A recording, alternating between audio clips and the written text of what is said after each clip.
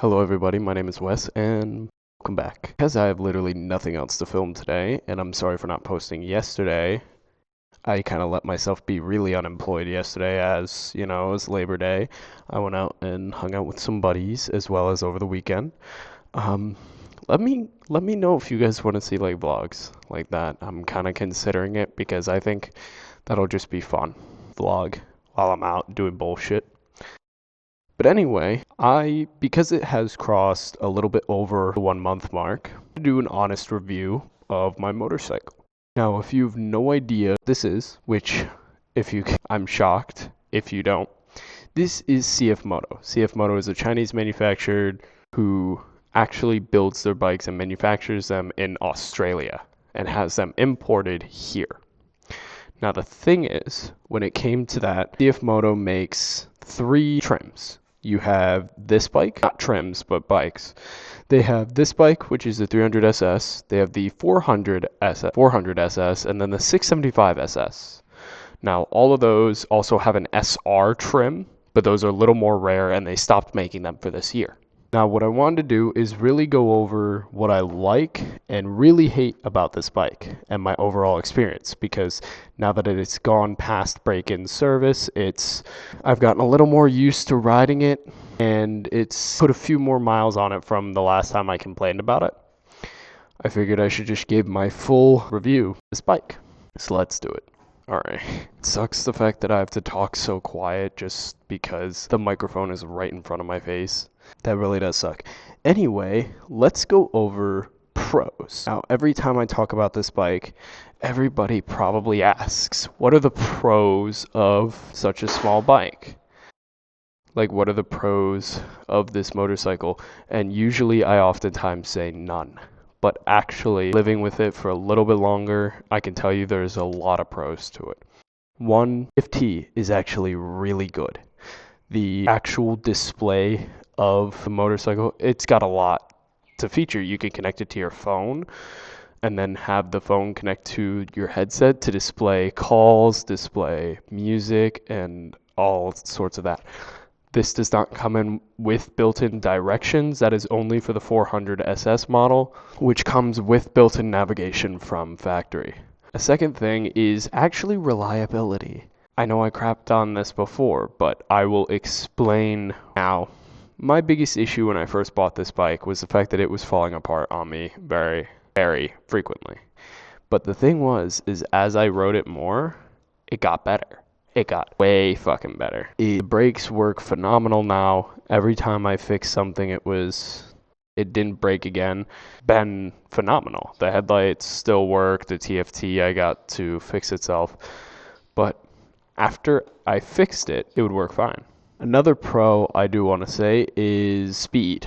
Now the thing is this is a much lower powered bike, so this is going to be a very good entryway for anybody who's to get a smaller end sport bike but still have that sport bike feel. It's powerful enough to backpack somebody. I actually had a friend of mine on the back 2 days ago, and she likes it just fine.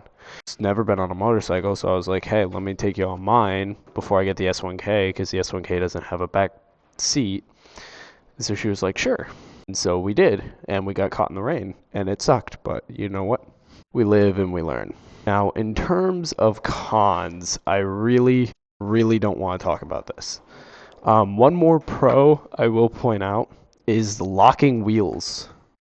I didn't know this was uncommon on a lot of bikes, but when you park, you can actually push in the key and lock the center wheels, which I actually had no idea existed on some modern day bikes, but that was good to see. Another pro would be the mirrors. Honestly, the mirrors are very sturdy and they let you see a lot. Like, anytime I go for like winglets or I see the flip out mirrors, usually you can't see much out of them. And it's always kind of hard to be at, it's kind of hard to like see where the fuck you're going without snapping your goddamn neck.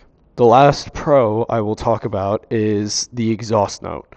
Now, for this bike, if you put on a aftermarket exhaust, it sounds terrible. Horrid. And I mean absolutely fucking horrid. But the stock exhaust on this thing sounds actually decent. I don't know, got it earlier, but I will,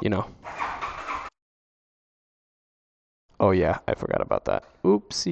For being a stock exhaust, it is insanely loud, which I actually really like because then I can just rev it at people and not have to honk my dinky little horn and people get out of the way. Now, at some point, I will film a clip of me just going down the street so you can hear how it sounds.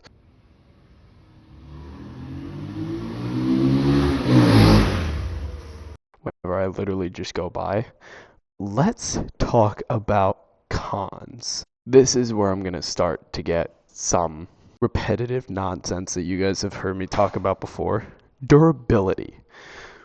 Now, the thing is, this paint or whatever the hell they use scratches so easily and it gets dirty so easily. It's a white bike. I'm not shocked about that. But the way that you have to clean this is if this gets dirty, you have to scrub it a shit ton of elbow grease just to get it clean. Like sometimes it looks almost like a dirt bike at this rate because I just don't clean it as often as I should.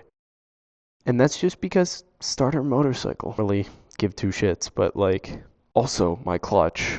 We'll talk about that real quick. I bought this little spray off of Amazon, and because it's a hydraulic clutch, which I had no idea existed prior to me going back to the dealership and asking them about it, but all I do every time when I come home is I just spray it, give the clutch a few pulls, and then go to bed. And it works. Phenomenal now. It actually works. It's great. It's perfect. Now I'll also get B-roll of this, but my gear shift lever. I dropped this bike once on myself because of an incline at a gym. The floor was inclined, I wasn't ready for it, the kickstand wasn't all the way out, and it fell on top of me, on top of my foot, which bent the gear shift lever. You would think that there is no way that'd be possible, but yep, on a cheap bike like this, it is. Just overall quality of parts is not the highest. And for $5,000, it is honestly better than some other bikes that you could get. It's got better suspension, better ride. It does have, I believe, better fork seals than most Kawasaki's. You don't have to worry about a fork seal. And, I mean, if you get the SR model, you get a USB charger, which I actually didn't know. But for a little beginner bike, this is about just right for me. No, I want to upgrade.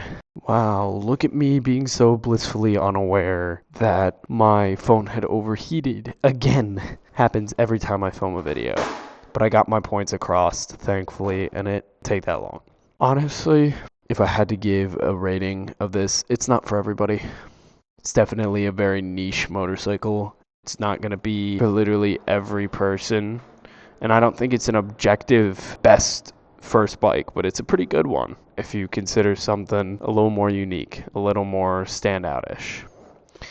I've wanted to upgrade, but I don't think I will. For a while, I think I'm going to add on to the collection before I sell this bike. Because when it came to it, I really don't like naked bikes. And if I really want just a round town cruiser that isn't the Grom or is a little more powerful than the Grom, I'll take this any day of the week. I hope you all have a good day and ride safe.